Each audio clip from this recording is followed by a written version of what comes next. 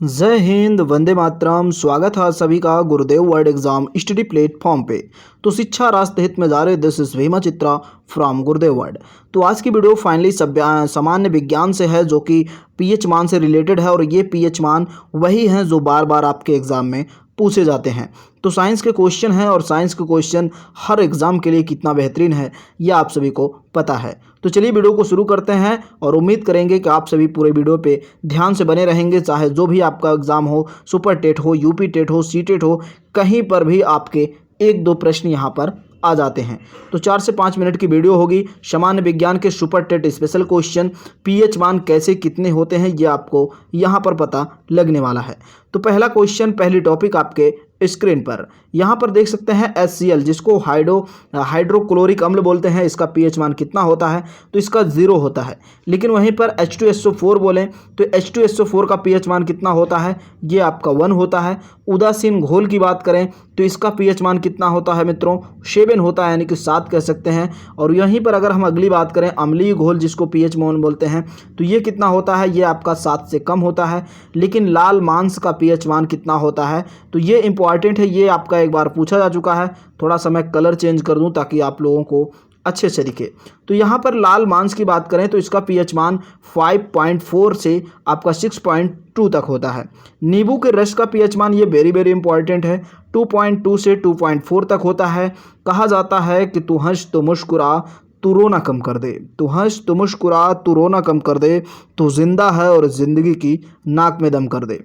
तो अगर आप सूरज की तरह चमकना चाहते हैं तो सूरज की तरह तपना पड़ेगा, अर्थात आपको मेहनत करना पड़ेगा। नेक्स्ट क्वेश्चन आपके स्क्रीन पर है कि आम का पीएच मान, यानी कि आम जिसको मैंगो बोलते हैं, उसका पीएच मान कितना होता है? तो 5.8 से 6.0, या फिर कह सकते हैं 5.8 से 6.0 तक। नेक्स्ट आपका है संतरा, जो कि वेरी इंपॉर्टेंट है। संतरा का पीएच मान कितना होता है? तो 3.0 से 4.0 तक। यहाँ पर अगर हम बात करें किसी व्यक्ति के जो रक्त होता है अति महत्वपूर्ण है। तो किसी व्यक्ति के रक्त का पीएच मान माना जाता है परिवर्तन होने पर, यानी कि मृत्यु के बाद जो होती है वो आपका होता है 0.2 पीएच मान। तो ये आपके लिए एक नया क्वेश्चन है जो आपके लिए इंपॉर्टेंट है। वहीं पर अगर हम बात करें रोटी के पीएच मान की, तो ये आपका मित्रों होता है 5.3 से 5.8 तक। आंसू का पीएच मान, ये इंपॉर्टेंट है, ये कई बार आपके रेलवे में पूछा जा चुका है। तो आंसू का आपका 7.4 से होता है। यहाँ पर आप देख सकते हैं ये थोड़ा सा कंफ्यूजिंग रहता है, लेकिन सही जवाब इसका होगा 7.4। ये आपका ज़्यादातर बुकों में मिलता है। नेक्स्ट आपका है मानव का लार का, तो 6.5 से 7.5 तक होता है। नेक्स्ट आपका है सिरके का, ये अति महत्वपूर्ण है। एक चीज़ आप सभी को पता होगा, जो पीएच मान होता है वो आपका अगर 0 है तो उदासीन होता है, और अगर आपका यहाँ पर 0 यहाँ से इसके बाद ऊपर जाता है तो 7 होता है। 7 तक अगर यानी कि 7-8 होता है तो ये आपका क्षारीय होता है, और इधर आपका अगर होता है तो यानी कि अम्लीय होता है। 14 तक होता है पीएच मान, उससे ज़्यादा नहीं होता। ठीक है, अगर किसी का 0 है तो उसका मतलब उसका जो पीएच मान है वो उदासीन है, या फिर कह सकते हैं न्यूट्रल है। तो यहाँ पर अगर हम बात करें आपके सिरके की, जो कि ये भी अपने आप में बहुत महत्वपूर्ण है, तो इसका पीएच मान 3 होता है। लेकिन सेब की बात करें, सेब या फिर सोडे का पीएच मान इसका भी 3 होता है। और NaCl, जिसको हम सोडियम क्लोराइड बोलते हैं, ठीक है, तो सोडियम क्लोराइड का कितना होता है? तो जो सोडियम क्लोराइड है इसका 7 होता है, यानी कि 7 होता है। नेक्स्ट आपकी अगर बात करें हम यहाँ पर अचार का, अचार आप लोग काफ़ी खाते होंगे, और अचार का नाम सुनते ही मुंह में पानी आ जाता है। तो मित्रों यहाँ पर अचार का जो पीएच मान होता है 3.5 से 3.9 होता है। और मछली की पीएच मान की बात करें 6.6 से 6.8 होता है। और यहाँ पर अगर हम चारेदार पनीर की बात करें, पनीर हर बच्चा जो भी स्टडी लाइफ में है उसका फेवरेट होता है। तो पनीर का भाई याद रखना, पनीर का होता है 5.9। ठीक है, एसिड वर्षा का अगर हम पीएच मान की बात करें तो ये होता है मित्रों 5.0। कितना होता है? 5.0 होता है। और वहीं पर अगर हम बात करें शबान विज्ञान की अगली टॉपिक, ये आपका जल का आप सभी को पता है 7 होता है।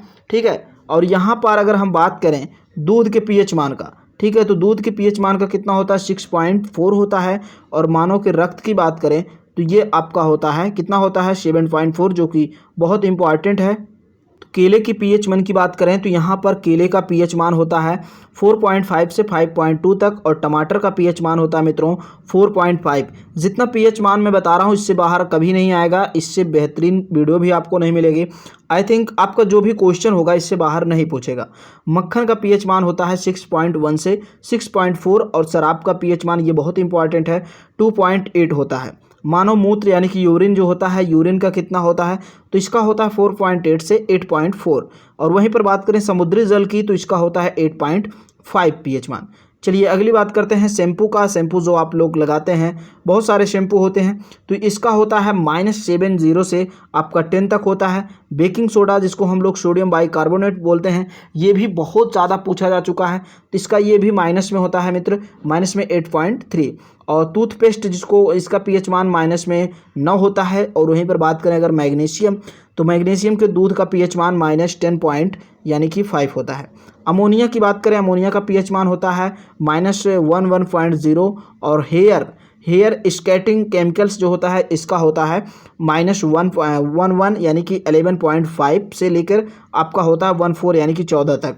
तो ये सारे पीएच मान थे जो आपके स्क्रीन पर थे।